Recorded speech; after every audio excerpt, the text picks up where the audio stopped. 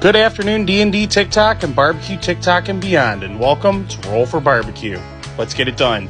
As always, this series is inspired by the popular Roll for Sandwich series by AdventuresinAardia. Let's kick it off by rolling for meat. 1. Beef. Alright, let's see what we're making on our beef list today. 4. We're making a chuck roast. What we have here is a 3-pound chuck roast. I'm loving the marbling on this, plus we got these nice veins of fat, which should break down nice. And now it's time to roll for binder. Pickle Juice. Okay, definitely not a first pick, but I think it could be interesting. Now that we have that binder down, it's time to roll for rubs.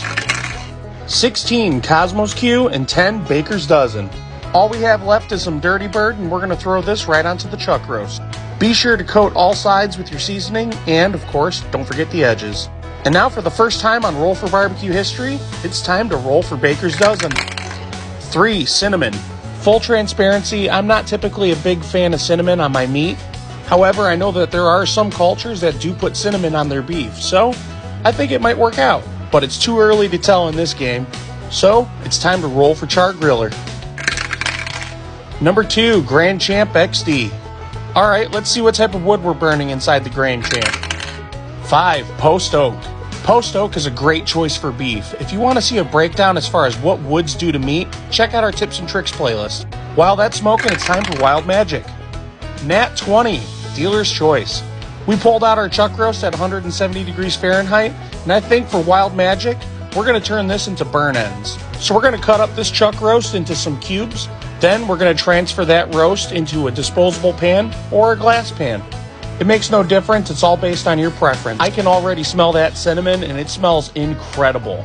Don't forget to add those drippings back into your burn ends. And now it's time for my Wild Magic, which is brown sugar. With burn ends, you want to add an additional fat, so we're going to use some unsalted butter on top.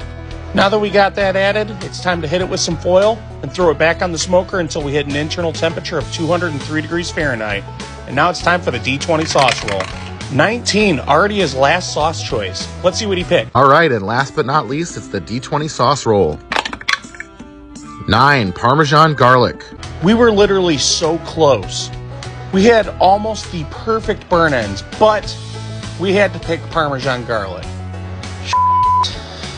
All right, well, we're going to give it a drizzle, and now it's time for the taste test. I really hope this is good. Here we go. Wait a minute. How is this working together? That sweet profile of the burn end, added with that Parmesan garlic, adds such a dynamic flavor to this burn end. The pickle taste is very, very, very minimal. However, that dill is actually pairing nicely with the cinnamon and that Dirty Bird seasoning. And you got that smokiness of that post oak, which is adding such a depth of beefy flavor. Follow that up with the creamy and savory notes of that Parmesan garlic sauce.